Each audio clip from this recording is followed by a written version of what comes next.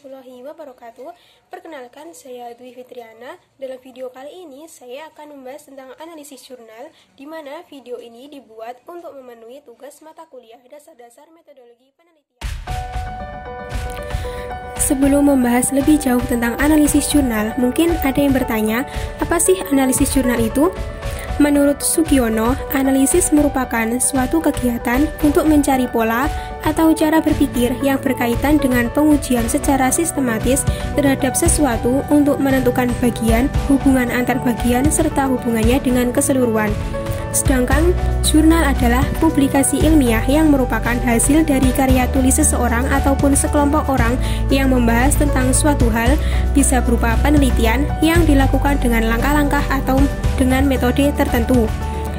Jadi, analisis jurnal merupakan suatu kegiatan untuk mencari pola atau cara berpikir pada suatu jurnal tertentu yang berkaitan dengan pengujian secara sistematis, menentukan bagian, hubungan antar bagian, serta hubungannya dengan keseluruhan. Dalam menganalisis jurnal, bagian-bagian yang harus dicantumkan dalam analisis jurnal adalah identitas jurnal, latar belakang masalah, rumusan masalah, teori, metode penelitian, hasil, dan simpulan.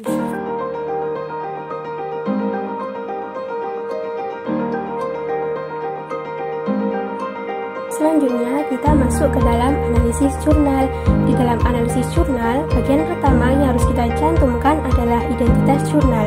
Identitas jurnal dapat kita temukan di halaman depan pada jurnal tersebut. Identitas jurnal yang dapat ditemukan adalah nama jurnal, judul jurnal, penulis jurnal, volume dan nomor jurnal, tahun terbit, internasional, standar serial number, atau yang dikenal dengan ISSN. Identitas yang terdapat pada jurnal tersebut ditunjukkan pada tanda kotak dan tanda lingkaran.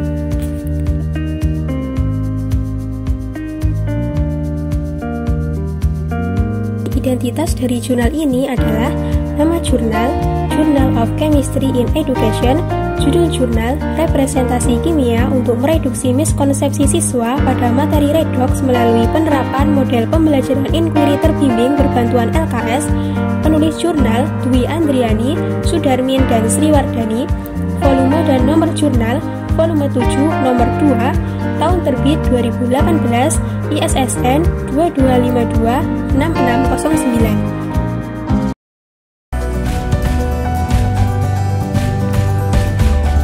Selanjutnya adalah latar belakang masalah. Latar belakang masalah merupakan suatu fondasi atau hal pokok yang mendasari dilaksanakannya suatu penelitian. Latar belakang masalah dapat ditemukan di bagian pendahuluan. Jadi, setelah kita membaca secara keseluruhan isi daripada jurnal, maka kita akan menemukan masalah-masalah utama yang dipaparkan pada jurnal tersebut. Nah, masalah-masalah yang ada pada jurnal ini seperti yang berada di dalam tanda kotak dan tanda lingkaran.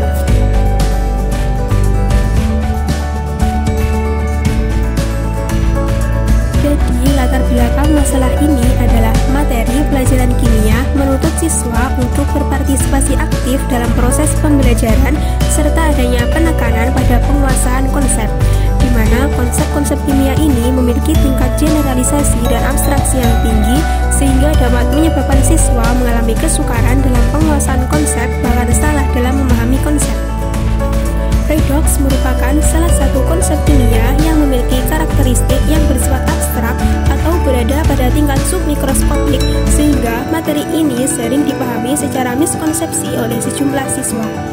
Berdasarkan wawancara guru kimia menyatakan bahwa siswa kelas 10 SMA N2 Ungaran mengalami kesulitan dalam memahami materi redox. Siswa kurang memahami konsep dan penerapannya dalam kehidupan sehari-hari. Pada penelitian yang dilakukan oleh Hastuti melaporkan bahwa siswa masih mengalami miskonsepsi pada materi redox sebesar 43%.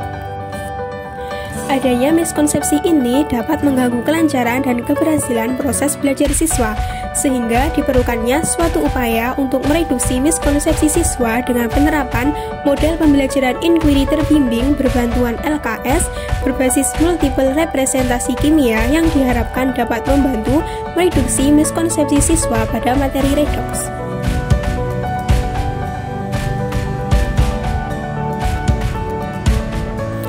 Selanjutnya ada adalah rumusan masalah. Menurut Sugiono, rumusan masalah merupakan pertanyaan penelitian yang disusun berdasarkan masalah yang akan dicari jawabannya melalui pengumpulan data. Rumusan masalah dapat dirumuskan berdasarkan tujuan diadakannya suatu penelitian. Tujuan diadakannya suatu penelitian ini seperti yang ditunjukkan di dalam kotak berwarna biru.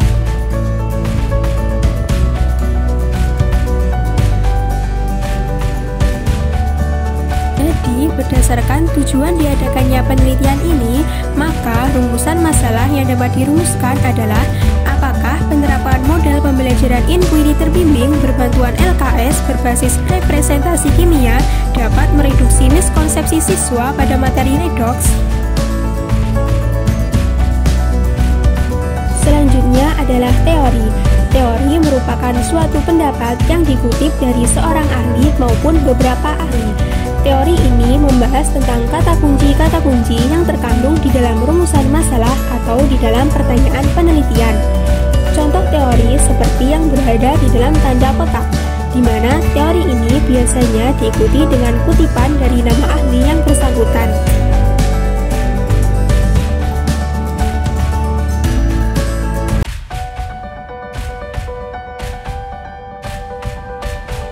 Jadi, berdasarkan rumusan masalah yang telah dirumuskan mengandung beberapa kata kunci, diantaranya model pembelajaran inquiry terbimbing, lembar kegiatan siswa atau LKS, representasi kimia, miskonsepsi siswa, dan materi konsep redox.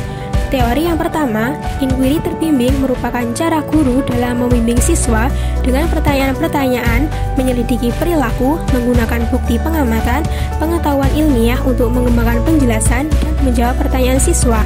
Berdasarkan pendapat Bas, Kontan, dan Carin pada tahun 2009.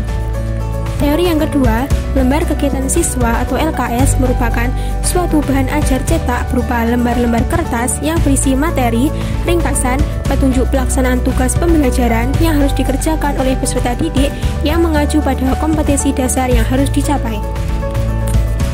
Teori yang ketiga, menurut Johnston, sebagaimana dikutip oleh Kittelborough dan Triagus pada tahun 2007, representasi kimia menyangkut 3 level, yaitu makroskopik, submikroskopik, dan simbolik. Teori yang keempat, pemahaman suatu konsep baru yang tidak sesuai dengan konsep yang telah disepakati oleh ilmuwan disebut sebagai miskonsepsi berdasarkan pendapat Suparno pada tahun 2013. Teori yang kelima, materi konsep reaksi reduksi oksidasi atau redox merupakan materi yang bersifat abstrak atau berada pada tingkat submikroskopik. Selanjutnya adalah metode penelitian. Metode penelitian merupakan suatu teknik atau cara-cara yang dapat digunakan oleh peneliti untuk melakukan suatu penelitian. Metode penelitian ini dapat ditemukan pada bagian metode, seperti yang tertera di dalam tanda kotak merah.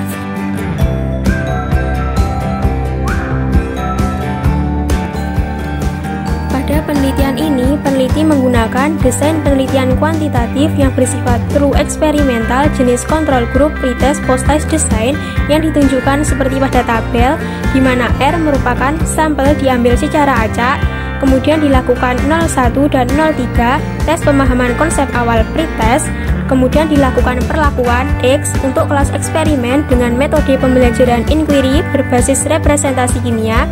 Untuk kelas kontrol menggunakan metode ceramah dan metode diskusi, kemudian dilanjutkan dengan tes pemahaman konsep akhir atau post-test 02 untuk kelas eksperimen dan post-test 04 untuk kelas kontrol. Metode dan instrumen pengumpulan data. Pada penelitian ini menggunakan metode tes dengan instrumen data berupa two-tier test atau tes pilihan ganda beralasan terbuka untuk mengetahui pemahaman konsepsi awal dan akhir siswa.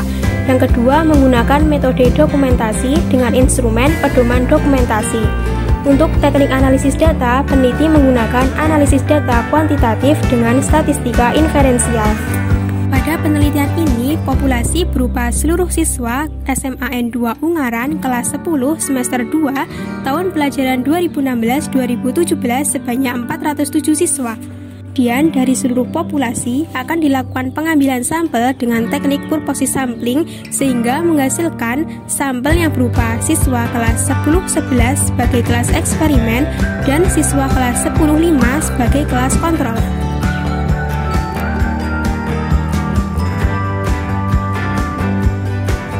Kemudian meliputi variabel independen berupa model pembelajaran inquiry terbimbing berbantuan LKS berbasis representasi kimia untuk kelompok eksperimen dan metode ceramah dan diskusi untuk kelompok kontrol. Variabel dependen berupa miskonsepsi siswa, variabel moderator berupa kemampuan intelijensi siswa, variabel intervening berupa mood atau perasaan siswa, dan variabel kontrol berupa kelengkapan sarana dan prasarana.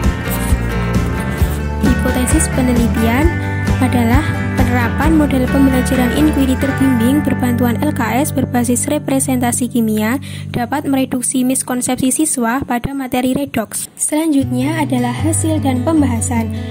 Pada hasil penelitian diperoleh data presentasi penguasaan konsep siswa. Dari data tersebut dapat diketahui adanya perbedaan presentasi miskonsepsi siswa pada kelas eksperimen dan kelas kontrol. Pada metode pembelajaran inquiry terbimbing berbantuan LKS berbasis representasi kimia, hasil pretest menunjukkan miskonsepsi siswa sebesar 50% serta persentase miskonsepsi siswa hasil posttest sebesar 11%. Sedangkan pada metode ceramah dan diskusi, hasil pretest menunjukkan miskonsepsi siswa sebesar 48% serta persentase miskonsepsi siswa hasil posttest sebesar 20%. Sehingga terjadi penurunan persentasi miskonsepsi siswa yang lebih besar pada kelas eksperimen pada materi redoks sebesar 39% dibandingkan kelas kontrol yang mengalami penurunan miskonsepsi hanya sebesar 20%.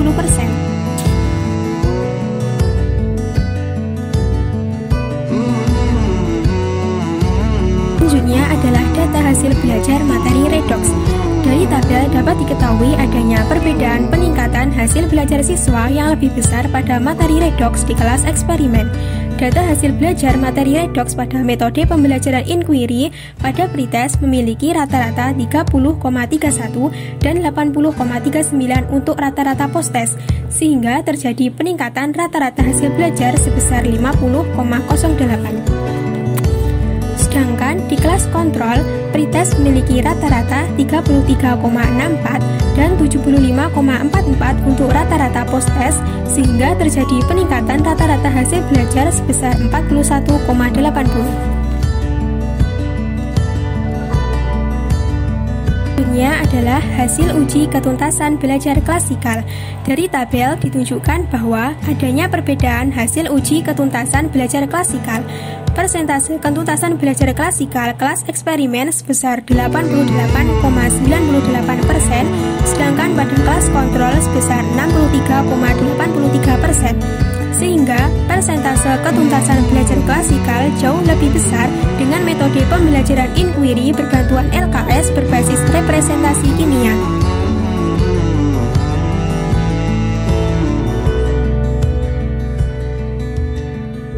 Yang terakhir adalah simpulan. Berdasarkan hasil penelitian, dapat disimpulkan bahwa terdapat perbedaan persentase miskonsepsi siswa pada materi redoks dengan metode pembelajaran inquiry terbimbing berbantuan LKS berbasis representasi kimia dibandingkan dengan metode ceramah dan diskusi. Penurunan miskonsepsi siswa dengan metode pembelajaran inquiry terbimbing berbantuan LKS berbasis representasi kimia 39% lebih besar dibandingkan kelas dengan metode ceramah dan diskusi yang hanya 28% dengan ketuntasan belajar klasikal kelas eksperimen mencapai 88,89%. Sehingga dapat disimpulkan bahwa penerapan model pembelajaran inquiry terbimbing berbantuan LKS berbasis representasi kimia dapat mereduksi miskonsepsi siswa pada materi redoks.